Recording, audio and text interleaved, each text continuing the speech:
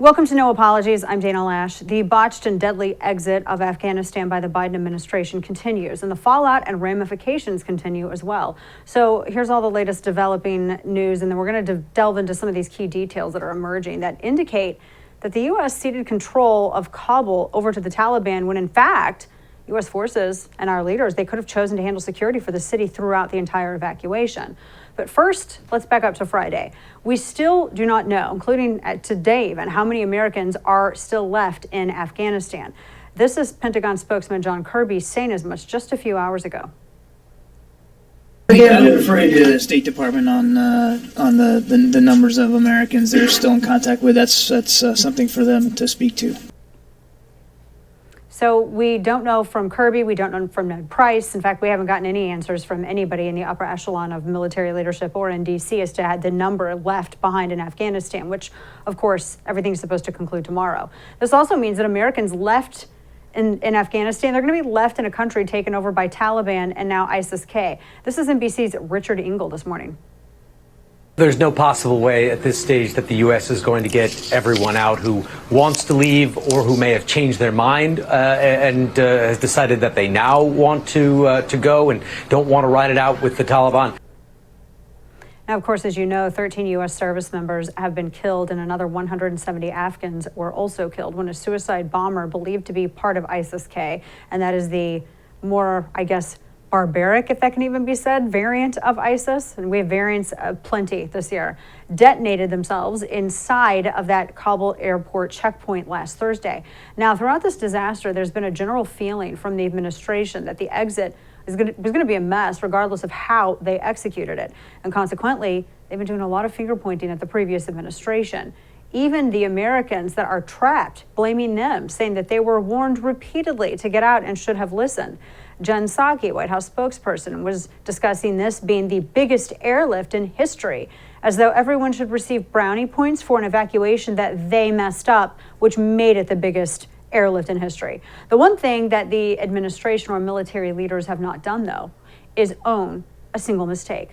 The other thing that's been missing is a sense of authentic empathy for those trapped in Afghanistan, abandoned in Afghanistan, and those who have passed, who were killed in these terror attacks. The president is brought out repeatedly, does these wooden reads off of teleprompters, and it feels like cold comfort for a nation and families who've lost sons and daughters because of ineptitude and poor planning, which is why the president came under fire for glancing at his watch, well, what appears to be him glancing at his watch during a solemn ceremony at Dover Air Force Base in Delaware for the dignified transfer of those 13 U.S. service members that were lost. Now, this is not the greatest optics at all whatsoever, especially given how the administration has handled everything so far.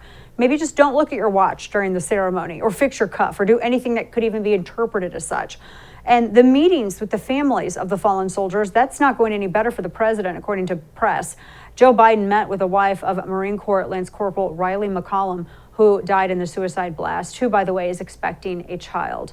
Now, according to Riley McCollum's now a widow, during the meeting, which lasted only a couple of minutes, the president apparently brought up his son, Beau Biden, describing his own son's military service and subsequent death afterwards from cancer. But it struck the family, according to reports, as inauthentic and scripted.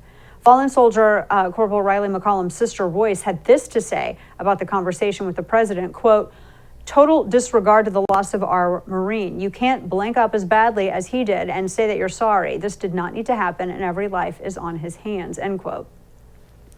I'm not quite sure why the president does this, if he's looking for a way to try to establish some kind of empathy or make it express that he understands what they're going through. But you can't bring up your son as some kind of way to relate to what just happened with these people's family, with their children, with their husbands, their brothers, their sons, their daughters. And the president seems bothered that he's being asked to account for the deaths of these 13 service members. And he also seems to miss that these families very much blame him for the loss of their loved ones. In fact, this is Riley McCollum's mother who called into a radio program. Her pain is real. My son was one of the Marines that died yesterday. 20 years and 6 months old, getting ready to come home from frickin' Jordan to be with his wife to watch the birth of his son. And that feckless, dementia-ridden piece of crap just sent my son to die. This was an unnecessary debacle that could have been handled properly. They had months and months to remove everyone from Afghanistan, and they chose not to. And so they sent in freaking 6,000 troops. And my son, through the laws of statistics, my son was one of the ones who just got blown up in a freaking terrorist bomb yesterday. And the parents of some of the 13 follow service members, they're justifiably angry, and they feel that there's a lack of authenticity and compassion coming from the White House. Now, in response to this suicide bombing that took 13 U.S. service members' lives, the U.S. military ordered a number of drone strikes. The Pentagon said Saturday that 2 high-profile ISIS-K targets were killed in a successful strike in Afghanistan, and now in another U.S. drone strike targeting a vehicle which was reportedly laden with explosives, 10 civilians, including 7 children, were killed. Now, according to a report in the New York Times, a U.S. missile hit the rear end of a Toyota Corolla inside of a family compound, blew out the doors, shattered windows, and sprayed shrapnel. Children were reportedly killed inside of the car. Others were fatally wounded inside of the home, according to family members. An Afghan official confirmed with foreign press that 3 of the dead children were transferred by ambulance from the home on Sunday. Now, the Pentagon acknowledged the possibility that Afghan civilians had been killed in the drone strike, but said that any civilian deaths resulted from the secondary detonation of explosives in the vehicle that was targeted. John Kirby, chief Pentagon spokesperson, said earlier today that, quote, "We're not in a position to dispute it," about reports on the ground of civilian casualties. And we should point out it's not uncommon for these sorts of reports of civilian fatalities to be used as propaganda against the United States. But given the chaos of this evacuation, anything seems possible. It also brings up a question of who is giving the intel to our military to carry out these strikes? Are they also relying on the Taliban for this? Now, in addition to these stories, 5 more rockets were fired at Kabul's airport on Monday. The CRAM defense system installed at the airport engaged with those rockets, according to an official. And there are no reports of casualties at this time with that latest attack. The CRAM is an automated system that can detect an incoming rocket attack and then uses machine gun fire to destroy the incoming rocket before it can reach its target. Meanwhile, as all of this chaos continues, we're getting a little more clarity on some of the mistakes that led to said chaos. One story emerging is the administration's decision to voluntarily hand over security efforts in Kabul over to the Taliban when we apparently didn't have to. Now, it's a pretty shocking development. It sheds light on one of the more critical mistakes that directly led to where we're at currently. So, according to numerous media reports, the Taliban had told U.S. military officials that they could stay the Taliban would stay out of Kabul and let U.S. forces secure the city. That means also running the checkpoints going up to the airport in addition to processing at the airport. But U.S. officials told them that they only needed the airport. That was it. So we could have controlled the airport and the roads, really, and pretty much the whole city of Kabul as we evacuated everyone, and we did not have to go through any kind of Taliban checkpoint. But we chose not to. And I'm wondering what U.S. military man checkpoints might have looked like on that fateful Thursday morning when that suicide bomber got past the Taliban checkpoints to detonate. This is a pretty stunning development. Now, again, according to the Washington Post, the Taliban offered to stay out of Kabul and let U.S. forces secure the city. And apparently, U.S. officials told the Taliban that we only needed the airport. So we had the opportunity to take control of the security and evacuation, not just for the airport, but for the perimeter. And we decided to allow the Taliban to do that for some reason. Now, I'm sure you've also heard about the list, the lists of Americans that U.S. officials were sharing, just giving whole to the Taliban so that they could supposedly ensure that these particular Americans and Afghan nationals would make it safely out of Afghanistan. Well, Secretary of State Anthony Blinken now says we didn't give any names to the Taliban. We gave manifests. So we didn't give lists, we gave lists. Watch. The idea that we've done anything to put at further risk those that we're trying to help leave the country is simply wrong. And the idea that we shared lists of Americans or others with the Taliban is simply wrong. What was shared? And in specific instances, when you're trying to get a bus or a group of people through, and you need to show a manifest to do that, because particularly in cases where people don't have the necessary credentials on them or documents on them, then you'll share names of the list on people of the bus so they can be assured that those are people that we're looking to bring in. And by definition, that's exactly what's happened. We've gotten 5,500 American citizens out of Afghanistan, and to the extent that in an individual case with a particular group or a bus, to verify that the people on the bus or in that group were people who were supposed to come out, American citizens, especially, again, if they lacked the right document with them. That's what we would do. Wow, we could have ended it right after he said, well, you know, they were on buses and we gave those lists over. So that's a list. But he says, no, it's not a list. It's a manifest, which is literally defined as a list. This is the semantics the Biden administration has been playing from the beginning. So you just change words around and you pretend that reality isn't happening. Secretary of State Blinken, though, let's just really quickly, because I feel like, you know, it might be incredibly basic, but we need to go and look at what Webster's dictionary says that a manifest is. They define it as a list of passengers. So it's literally a list. This is unserious and incompetent leadership. Spin is all they know how to do all of the time. And everyone knows it, including one Lieutenant Colonel. This is a Marine, Stu Scheller. He posted this on Facebook on Sunday. He was totally disgusted. And he did this knowing it would likely cost him his 17-year career. Watch this. What I'll say is, from my position, potentially all those people did die in vain if we don't have senior leaders that own up and raise their hand and say, we did not do this well in the end. Without that, we just keep repeating the same mistakes. This amalgamation of the economic / corporate / political / higher military ranks are not holding up their end of the bargain. I want to say this very strongly. I have been fighting for 17 years. I am willing to throw it all away to say to my senior leaders, I demand accountability. Now, of course, he was immediately fired. Then he resigned his commission. Now, what gets me is that Lieutenant Colonel Stu Scheller, he's held accountable. But what about military leadership? And I understand the argument, and I understand the feedback from people who say, well, you shouldn't be wearing your uniform and you shouldn't be active duty and saying these things, etc. It hurts military cohesiveness. You know what else hurts military cohesiveness?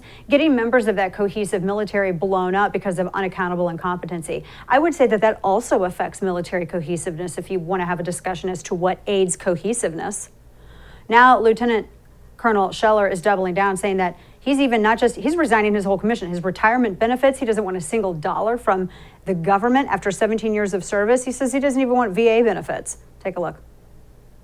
I want to make the announcement today, after 17 years, I'm currently not pending legal action, and I could stay in the Marine Corps for another 3 years, but I don't think that's the path I'm on. I'm resigning my commission as a United States Marine effective now. I'm sure there's some MAR admin on how I'm supposed to do that, and I'll work through that. But I am forfeiting my retirement, all entitlements. I don't want a single dollar. I don't want any money from the VA. I don't want any VA benefits. I'm sure I'm entitled to 100%. Now, beyond putting Afghanistan back in the hands of the very enemy we sought to dismantle when we first arrived there 20 years ago, we've also signaled our absolute weakness to other enemies. Guess who thinks that this would be a fine time to reboot the nuclear missile program they scrapped when Trump was president? That's right. Evidence has emerged, according to reports this morning, that North Korea has restarted a nuclear reactor believed to be capable of producing weapons-grade plutonium. Now you have China taunting Taiwan, North Korea firing back up its nuclear program. Israel was attacked in the first 3 months as conditions in the Middle East continued to devolve, and now the Taliban and ISIS-K are back in charge in Afghanistan. Al-Qaeda is also back in Afghanistan. They actually were releasing video of themselves driving around in their Toyotas again today. 20 years of sacrifice and service from military to achieve 20 years of bliss for the younger generation, but then now to watch it so just unbelievably messed up by this withdrawal from this administration. Now, we don't know, again, how many Americans are trapped still. We really don't. But the Afghanistan exit, this evacuation, in fact, they said the evacuation is complete today. It's complete today. So what about everybody else? What is the Biden administration going to do in order to get any remaining Americans or Afghan allies out? Because you know the Taliban's not going to allow any Afghan nationals to leave. No, the official deadline is tomorrow. Now, the Marine earlier that we showed, Lieutenant Colonel Stu Scheller, who spoke out about the ineptitude and lack of planning demonstrated by leaders, he said it best. He said, quote, all I asked for was accountability of my senior leaders. I think that sums it up pretty well. That's all America's asking for, answers and accountability, not only from leaders in military, but also this administration. We've impeached presidents for phone calls. Actually, just one, and there was no criminal action at all whatsoever, no crime produced, no charges filed. It was just political optics. But what about for this? Where's the accountability? We'll see if we actually get any. Rockets target U.S. troops as final Kabul withdrawal begins. In fact, it's all wrapped up. Congressman Dan Bishop of North Carolina, he joins me next to break down all of the latest in Afghanistan. Stay with us. How much equity do you have in your home? Cybercrime experts are alerting homeowners that the more equity you have, the greater chance that you could be targeted. Home title theft is one of the fastest growing crimes in the country, and Home Title Lock, America's leader in home title protection, is warning that, well, you could potentially be a victim and not even be aware of it. So here's how. Cyber thieves can search hundreds of public databases for high equity homes, and they can find your home's online title, forge your signature stating that you sold your home, and take out loans with your equity. Insurance or common identity theft programs will not protect you. You can protect your...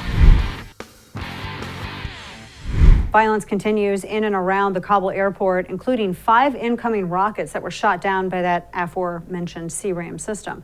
Congressman Dan Bishop of North Carolina joins us now. Congressman, welcome. It's good to have you. I know you and other lawmakers have been incredibly busy trying to aid some, whether it's American citizens or whether it's allies, Afghan assets who provided information or translated and helped our efforts there in Afghanistan. I know that you've all been busy trying to evacuate. We heard from CENTCOM just a bit ago that all of the evacuation, all of that's all wrapped up, but we still don't have a number on how many people are left there. So I know it's a brand new week, so has Congress been informed as to how many Americans or Afghan allies are still left in Kabul or Afghanistan? Certainly not this member of Congress, Dana. It's been chaos for the duration, and it hasn't improved at this point. Obviously, I recognize that the administration has its hands full. So I don't, we've been asking questions all along. We've gotten a briefing, a week ago. It was not very fulsome. We don't have current information in Congress, and I'm waiting with bated breath to find out whether we've got everybody out. Wow. A lot of questions, obviously, about the evacuation. I think what they said earlier today, there were 3 C-17 planes. It's still nighttime in Kabul time, but that they were firing rockets at departing planes and even at our troops. I mean, we keep hearing that we're prepared for every contingency, but it doesn't sound like it, and I don't think you've seen evidence that we were. Oh, absolutely not. I mean, it's been catastrophically bad decision-making all along, inexplicably bad. And I think the first issue that resides in the minds of most people who've watched this is, why did we give up Bagram Air Base? And the best suggestion that's been provided, or the hints, are that there were specific numbers of troops that they wanted to have as they reduced the footprint, and all they could hold was Kabul International Airport. And but that's just inexplicable decision making. Why is there $85 billion of equipment remaining behind? Why were apparently lists provided of personnel who were seeking to get out? Why? It just has not, it's an absolute disaster. You bring up a really good point. I want to go to those lists here in a moment, but I mean, Bagram's about 50 minute drive outside of Kabul, pretty isolated, not in the middle of a major city there in Afghanistan, where you have ISIS-K peppered throughout the surrounding population. It just seems like that would be the worst case scenario to try to make your final stand as you're evacuating thousands of people out of a country that is now being overrun by terrorists that we were shooting at just 2 weeks prior. That doesn't, and it also sounds too, Congressman, that some of the military leadership and State Department and Jen Psaki and even Biden, some of his remarks didn't really seem to line up with General Milley's on why they decided to abandon not just Bagram, but also all of our equipment there. They said they demilitarized it. Doesn't really look like that when we see video Taliban taking out these Blackhawks, does it? No, it doesn't, Dana. And I think there are many questions to be asked. Congress should be in Washington conducting oversight to try to get answers. And even if not, we're not ready for oversight hearings and so forth. There ought to be regular and extensive briefings where members of Congress can ask these questions for details, not merely get a handful of questions before they cut off. That's what happened a week ago. We've gotten no further information, but there are many things like that just the answers do not add up. There have been conflicts in the information, contradictions in the information provided by the president versus the Secretary of Defense and so forth. And it is, I mean, it's hard to overstate how badly this has been handled, but that is the reaction internationally. It's the reaction, obviously, polling indicates American people are disheartened about how this has been done. And then, of course, most horrific of all, the loss of 13 American service members. And among, you know, and we posted on my Twitter account a picture that had been provided to us of members of the military standing out exposed at Hamid Karzai International Airport outside a gate. And to your point, Dana, Bagram would have been far more defensible, and it would have been far more viable for the management of the evacuations that need be. It certainly would have provided a couple of outlets. And I can't see any good reason for having abandoned that other than trying to reach some specific number of troops and General Milley's view that we could only hold one facility.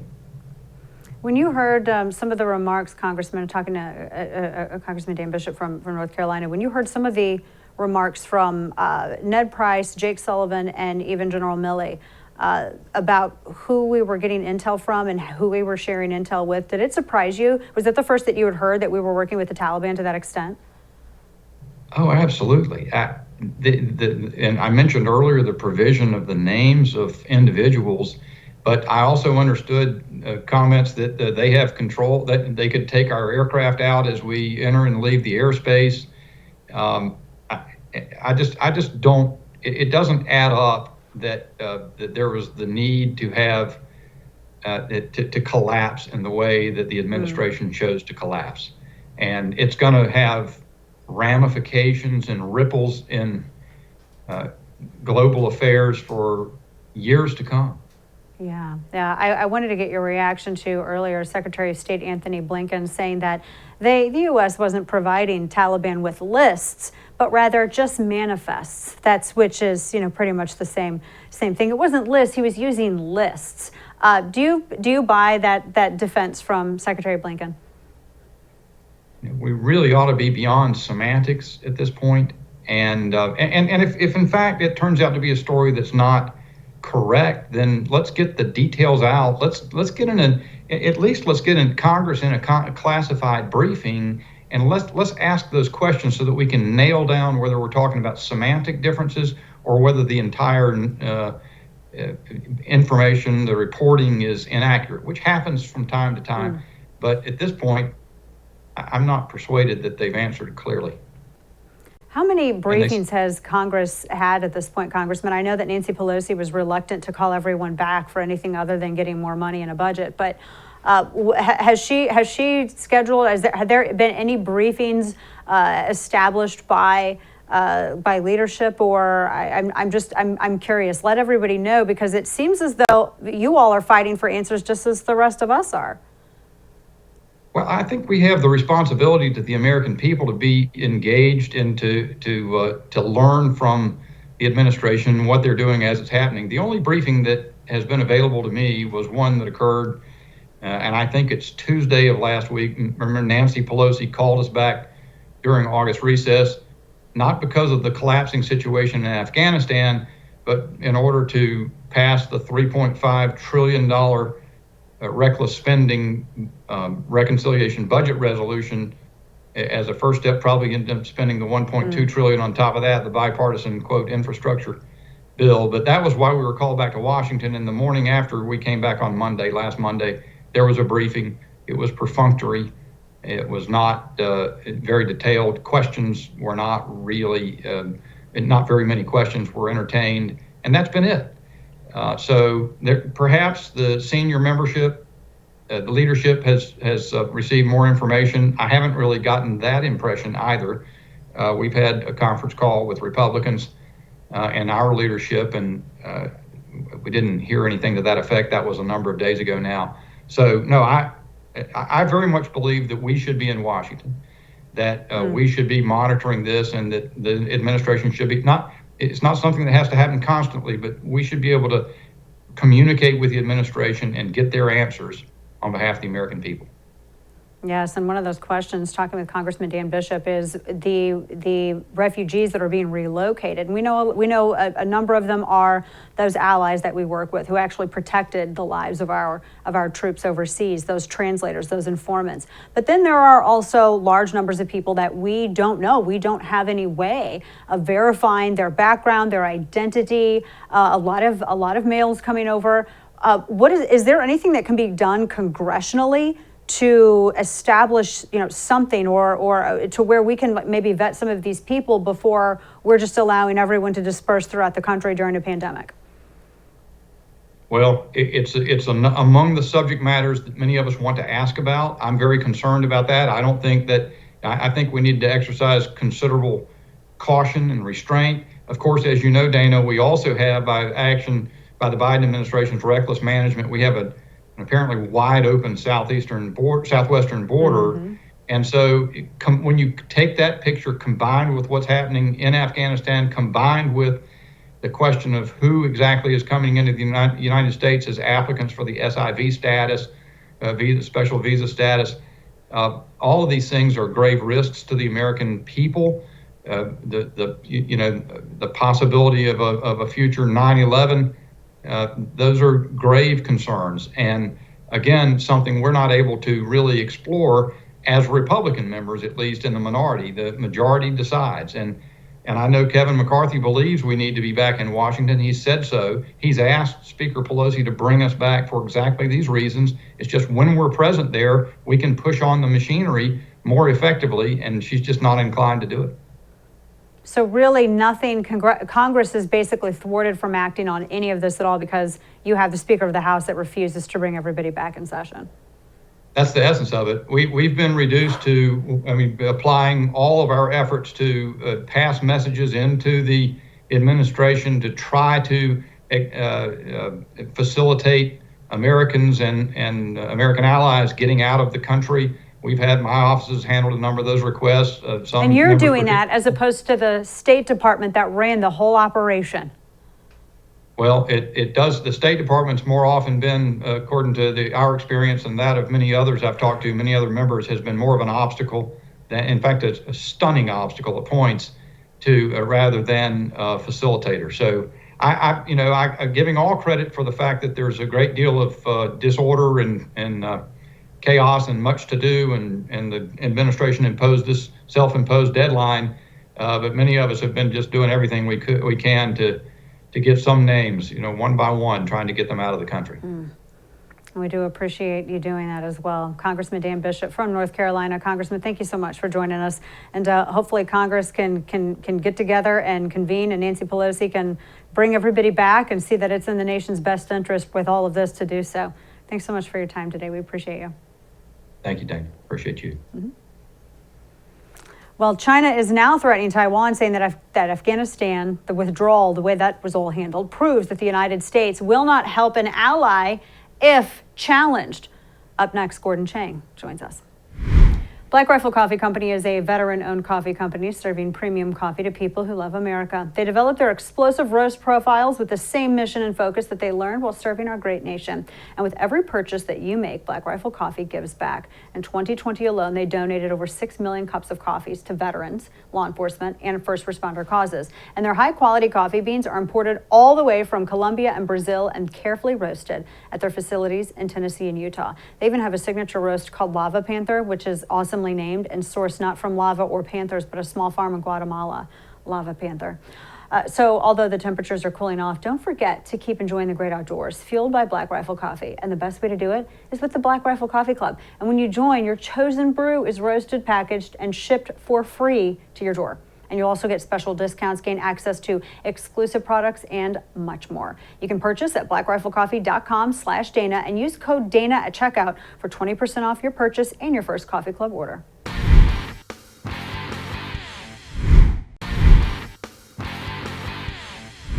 China is now threatening Taiwan via their state media, saying that our botched Afghanistan withdrawal proves that we wouldn't help Taiwan or other allies if China decides to challenge. And boy, oh boy, that looks like it's on the timeline to come. Gordon Chang, author of The Coming Collapse of China, joins us now to discuss this and also that deal that with Huawei that President Biden allowed to go through. That announcement came last week. Gordon, so good to see you. Always appreciate your expertise on this issue and breaking this down. It seems predictable that China would respond in the manner that they did, and it was very interesting to also watch the way that they reacted to, while all of this was unfolding in Afghanistan, the vice president going to Vietnam, and of course the big story that came out, one of China's their diplomats from Beijing decided to undercut her while her plane was still grounded because of that Havana syndrome attack, and apparently undercut the United States' offer for vaccines to Vietnam, and the U.S. was offering 1 million. China decides to go in and offer 2 million. That was very aggressive. That was a very aggressive move at this time. So this just set up a perfect situation for them. Oh, it certainly did, Dana. You know, that 3-hour delay caused by the Havana syndrome attacks gave China the opportunity to make that offer that you said, because they knew that Vice President Harris was going to offer 1 million doses. So they came in with 2 million doses. Now, of course, the Vietnamese know that the Chinese vaccines aren't very good. They're not very effective, and they haven't been proven safe. But nonetheless, this was an important symbolic move. And it means that China was willing to use sonic attacks in order to disrupt American diplomacy with regard to a third country. Yeah, and that's very interesting, those sonic attacks, which Russia has been suspected of using also, not just in Europe, but also in the Caribbean against some of our diplomats. I mean, I think it's kind of safe to assume at this point they might sort of be sharing some tech on that. Oh, absolutely. And remember, in 2018, in the spring, there were the sonic attacks in the Chinese city of Guangzhou that brain injured a number of our diplomats at the consulate there. So, you know, China's been using sonic attacks as well. So they do share this technology. We have a number of countries. You can call it an axis. It's China, Russia, Iran, North Korea, Cuba, Venezuela. They all seem to be working in concert from time to time. It's a very good point. They definitely do.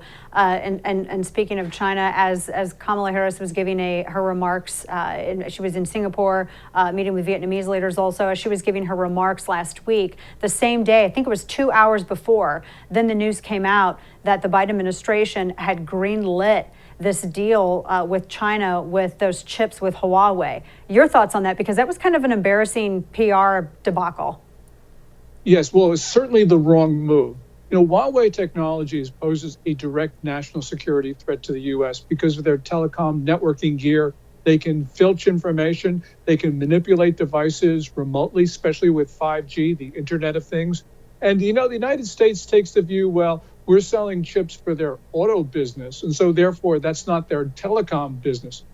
Well, you can't divide things like that because money is fungible. And Huawei will be able to use the profits from its auto business for its malign purposes in its telecom networking business. So this was the bad decision on the part of the Biden administration. What they should have been doing is going around the world and getting companies not to sell auto chips to Huawei.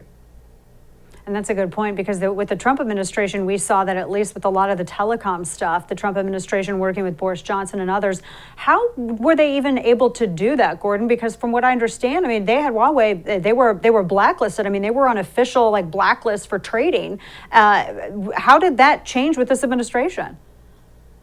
Yeah, the Trump administration towards this last year was very effective with regard to Huawei. When it looked like a number of our major European partners were going to go with Huawei 5G equipment, at the last moment, they decided not to, including the UK. And this was really important for the United States. Now, this Clean Network initiative of the Trump State Department is languishing under Biden. And we're seeing now the support for Huawei, which you just talked about. This really is a going back on and reversing progress. The Biden team needs to get resolute on Huawei, and they're just not doing that. And of course, with everything that we've seen with Afghanistan, you and I have talked about this before, China exploiting that to rattle the saber at Taiwan. And then their very aggressive moves when the vice president was visiting. They really are, it does seem, trying to protect what they definitely believe is their territory. And they obviously believe Taiwan is a part of that. When you and I spoke about this previously, you had said that it was about maybe 10 years, that we had maybe about 10 years before China decided to attempt perhaps something aggressive. And are we seeing that timeline shortened as a result of what happened with Afghanistan? Do you feel that they're emboldened to the point where that may be sped up? Well, China certainly is emboldened, and we don't have to guess because we can hear what they've been saying and we can see what they've been doing. You know, we did hear the commander-in-chief of our Indo-Pacific Command say 6 years and 5 years before China moved on Taiwan. So the timeline has been shortened, and that was before Afghanistan. So the deterrence right now is really important. Just a couple days ago, the U.S. Navy sailed not only a Coast Guard cutter, but an Arleigh Burke destroyer through the Taiwan Strait. That's really important because while we were doing this, China is exercising its military very close to Taiwan. And that means deterrence is breaking down, as the Chinese have told us. In Alaska, they told us we could no longer talk to them from a position of strength. That means deterrence is no longer working. Deterrence is no longer working, and they're only becoming more emboldened. One of the very most interesting things, I think, in watching China deal with and exploit this debacle that the United States, that our administration has created with Afghanistan, is these overtures that China's leaders are making, that Beijing is making to, as bizarre as it sounds, Taliban. And I know that they would love to establish some kind of, whether it's like another Belt and Road initiative, some kind of relationship, because there was during the Obama-Biden administration, there was a memo that went around the Pentagon saying that Afghanistan is basically the Saudi Arabia of lithium. Well, I know China would love to have some roots into that. They would love to establish a relationship, and probably they would probably prefer Taliban on that border than they would the U.S.-backed government. What are we going to see here with this, with China? And are we going to see China actually, they're recognizing Taliban for all intents and purposes. What is that relationship going to develop into? Well, in the near term, it's going to be very close between Beijing and the Taliban.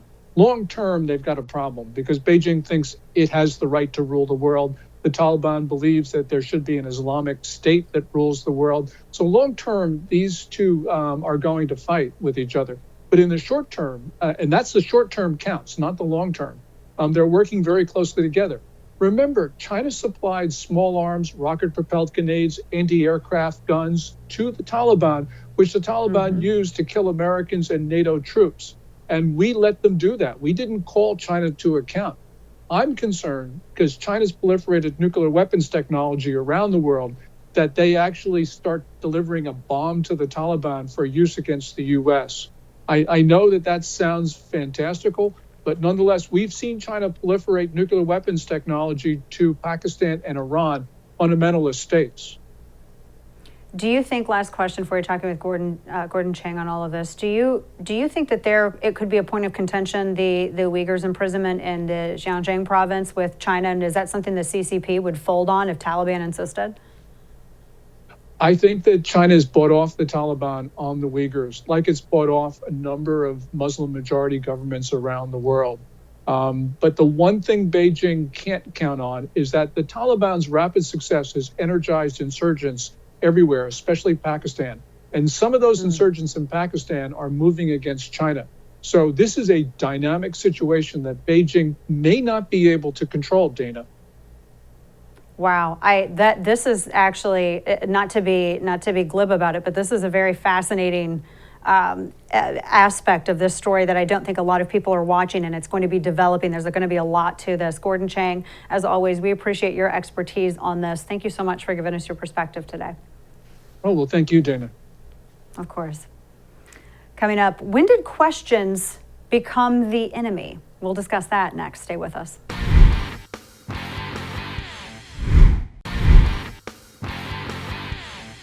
No matter where you stand on coronavirus, pro-vaccine or vaccine hesitant, pro-masks or anti-masks, one thing is for certain. When it comes to the pandemic, it seems those in authority do not like it at all when you ask questions about the government's mitigation policies. So the feeling from authorities always seems to be shut up and just do what you're told and don't ask questions because questions are bad. Now, how do we know that they think asking questions is bad? Because if you ask too many, you're disparaged as some like hoaxer or vaccine truther or something worse. You're censored and deplatformed. So I'll give you a couple of examples. So over the weekend, reporter Alex Berenson was permanently suspended from Twitter. He challenged some of the narratives and apparently asked questions about vaccines and mitigation policies. And he's hardly a right-winger. In fact, there are a lot of people on the right who don't trust what he says about vaccines because he's not a right-winger. He's just the former science reporter for the New York Times. Now, it should be noted that he's made a number of early observations that actually turned out to be pretty correct. For one, in fact, Berenson noticed something quite curious, that the highly vaccinated Israel, that country was regarded as the vaccination gold standard for every nation, with over 70% of their population vaccinated. Well, Berenson noticed something a little odd. Cases were suddenly rising again, despite the safe and effective vaccine and high vaccination levels. Now, not only that, but he also noticed that data showed many who were hospitalized with severe COVID in Israel, they were vaccinated. So these were breakthrough cases. And it was strange because we're always told this is a pandemic of what? The unvaccinated. So apparently that's not true in Israel. And Israel has been ahead of the rest of the world in terms of their vaccine program and rollout. Of course, this wasn't welcome news because presumably waning efficacy of the vaccine might discourage people from getting vaccinated or getting further boosters. Now, that doesn't change the fact that Berenson was right, and Israel's prime minister is saying as much now, that 2 shots will no longer suffice to protect people and they might need a third. Now, Berenson being right in the past hasn't stopped Twitter from permanently suspending him. And what got him suspended was this tweet, which questioned the effectiveness of vaccines. And it read, and I quote, "It doesn't stop infection or transmission. Don't think of it as a vaccine. Think of it at best as a therapeutic with a limited window of efficacy and terrible side effect profile that must be dosed in advance of illness. And we want to mandate it. Insanity," end quote. You know, honestly, what he said was really no different from what CDC Walensky said just like 2 weeks ago. Now, if this vaccine loses efficacy quickly and can't stop the spread or contraction of the virus and only protect against severe symptoms, that kind of sounds like a therapeutic. But when the government wants to mandate vaccinations, that is a kind of questioning that authorities do not want to hear. So Berenson's been deplatformed permanently. Now, just today, a profile piece, I did an interview with the Washington Post. And at one point, the writer, Manuel Franzia, mentioned that the virus specifically, he said it was kind of unhelpful the way that I discussed vaccines because I've asked questions and he assumed that the questions were answered. So from the Washington Post piece released today, quote, "On air, she tells her listeners that she doesn't oppose vaccines, but she's contributed to an aura of mistrust by frequently referring to what she describes as unanswered questions about possible effects, menstrual cycle problems, heart inflammation, etc., most of which have been dismissed by leading health experts as exceedingly rare or unproven. Vaccine advocates have blamed misinformation, especially in right-wing media, for the lower vaccination states and red states," end quote. So I have to say that actually they discovered a lot of PhDs, and it wasn't just Republicans and MAGA hat wearers that were asking questions. But what gets me is when you ask a question, and I will always ask questions, how does asking a question contribute to an aura of mistrust? I mean, where I come from, asking a question means you want knowledge and you would like to fill your basket of knowledge that does not have the knowledge you want in there with the knowledge that you want to get when you ask a question, right? I find that my trust tends to go up when questions are answered. In fact, the very reason trust for our health agencies is at an all-time low, and make no mistake it is because questions are discouraged. You get statements like attacks on me or attacks on science, which is a bad answer.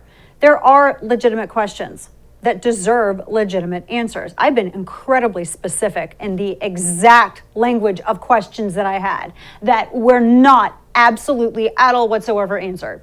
And frankly, these people, when they tell me this, they kind of come off like the Pope telling Galileo that the sun circles the earth. These days, instead of answering our questions, our health agencies like the CDC, they spend its time issuing guidance on how to talk inclusively. This is the CDC, Center for Disease Control. They tweeted, quote, "Are you using hashtag inclusive language? CDC's Health Equity Guiding Principles for Inclusive Communication shares preferred terms and language," end quote. We are in the middle of a pandemic, and they want to make sure that you're not saying things like incarcerated or offender, which has absolutely nothing to do. You got to look at the list. It has absolutely nothing to do with diseases that the center, controls. Meanwhile, there have been huge protests around the world and mandated vaccines and vaccine passports, like this weekend in Greece. The legacy media doesn't cover it, of course, happened in Germany too. It would appear that people have questions about these very controversial vaccine mandates and policies like vax passports, and the mass protests would indicate those questions have not been sufficiently answered for millions of people. So what do? Well, if you're the government of Australia, you ban protesting and you issue fines for $3,800 per ticket. See, when it comes to COVID policy all across the world, censorship, deplatforming, banning, and sometimes arresting people with questions, that's the de facto policy. Maybe it's time more of us ask questions. And if you don't want us to ask questions, then, oh my gosh, give us the answers then. That does it for us tonight. Thanks for tuning in. Good night, and don't bend the knee.